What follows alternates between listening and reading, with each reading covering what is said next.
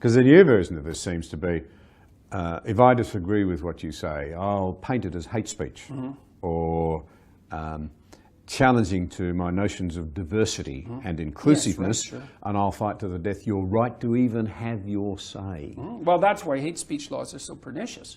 It's like, and that needs to be taken apart. First question, is there such a thing as hate speech? Yes, obviously. People say terrible things, reprehensible things, quasi-criminal things even, all the time. Brutal, and some of them cause a lot of trouble. So the idea that there's hateful speech, it's like, yeah, okay, that's self-evident, no problem. Well, let's regulate it. Okay, fair enough, because it's hateful. You know, maybe we'd rather that there wasn't any of it. Okay, no problem. Who defines hate? Well, we'll worry about that later. It's like, no, you won't. That's actually the problem. Here's the answer to who defines hate. Those people that you would least want to have define it. That will be the inevitable consequence of the legislation. Because sensible people won't have anything to do with that. Like people who are power mad will gravitate to that domain to make an ethical case to exercise their controlling power over the language of other people. No, and I've had journalists say, well, what makes you think that your right to free speech trumps the right of someone to not be offended? And I think that's really the level of our political discourse. Okay, so we'll run a little thought experiment. So I'm talking to one person, I'm talking to you, and the rule is I don't get to offend you. Okay, maybe we can still have a discussion about something difficult. But let's say I'm talking to 10 people and about an important thing. Now I have to make sure that I don't say anything, despite the fact that this is an important and contentious issue, that I don't say anything that offends even one of those 10 people. Okay, maybe I can even manage that. What if I'm talking to 1,000 people? There's going to be someone in that 1,000 people, there's going to be someone who's offended at the mere fact that I exist. So it's an impossible standard. It's like, well, you can't say anything offensive. Okay, fine, then you can't say anything. Okay, so what? You don't get to say anything because no one should be offended. Well, then you don't get to think. Well, what happens if you don't think? Well, then you can't negotiate your way through the future, and you fall into a pit, and so does everyone else. So that's where that all ends up. You can't say offensive things. Equals, you cannot negotiate your way properly through the future.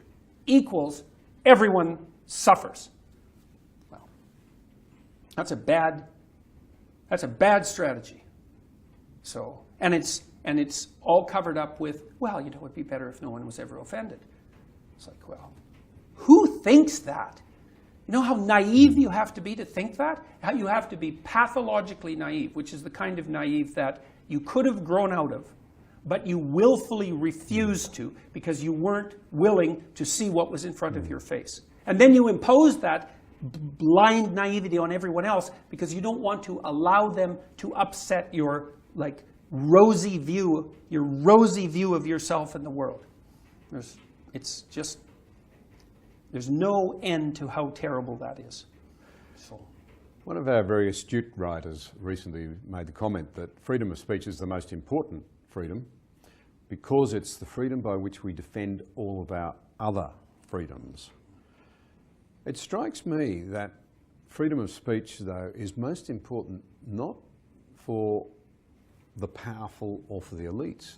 It's actually for the minority groups. A free society surely is one that allows those who swim against the tide and have a different perspective the right to do so without fear of mob or state sanction. Well, You've had some personal experience. Sure. I gave a talk at the University of British Columbia about a year ago.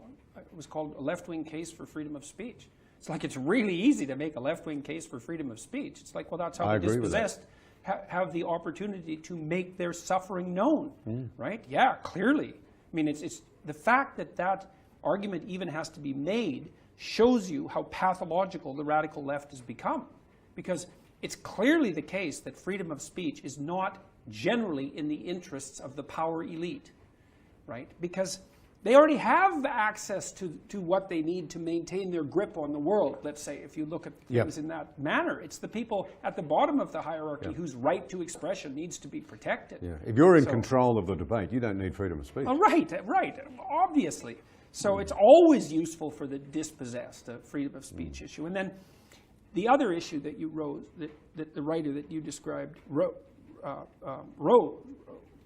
brought to the forefront, is the idea of the hierarchy of rights. Now, in our conception of rights in Canada, we're not willing to assume that any right has priority over any other right. Now, that doesn't work out, because when the two rights come into conflict with one another, which they do, you have to adjudicate their relative status. And what's happened in Canada is that equality rights keep trumping everything else. And that's not good. It's actually a good reason why you shouldn't have a Bill of Rights. And we never should have had one, in my estimation. But whatever. The freedom of speech, you say, well, speech is, the right to freedom of speech is central, because it's the right by which you defend all the other rights. Well, that's why the idea of logos in the West is the most sacred concept, right? So Christ, think about this psychologically, is Christ is the ideal of perfection. Now, this is independent of any religious discussion or any historical accuracy. It doesn't matter. We're looking at this from the perspective of the analysis of a myth or a story. What Christ represents is the perfect individual, whatever that is. Now, you can discuss endlessly what that is. But one of the things the West has settled on is the idea, well, that the perfect individual utters the truthful speech that makes potential into habitable order. Does that through truth. And that's embedded in the first few sentences in Genesis, for example, when God brings the world into being. So, and the idea that truthful speech that brings the world into being from formless potential also characterizes each person. That's our fabrication in the image of God.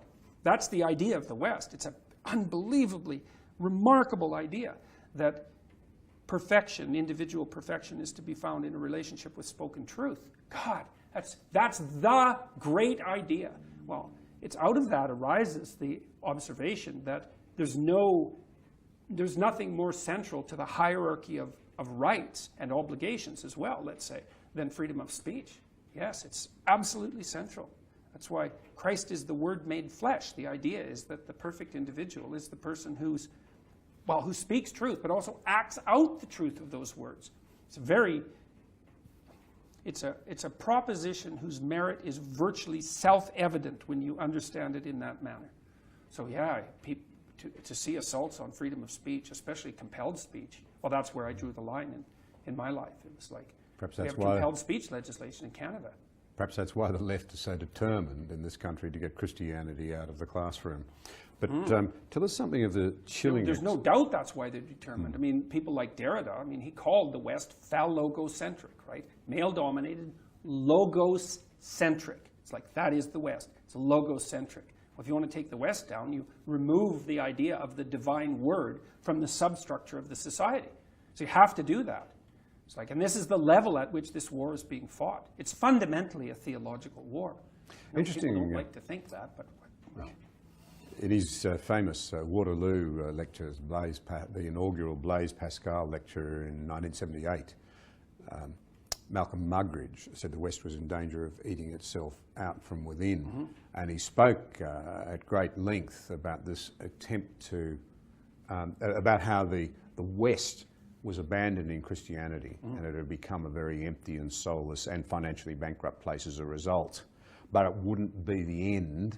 He said, despite the attempts to kill it in places like communist China and Russia, there will always be people who will fight through to the truth. And of course, we can see now, 3 decades on, whatever, that he was absolutely right. Closer to 4 decades on, he was right.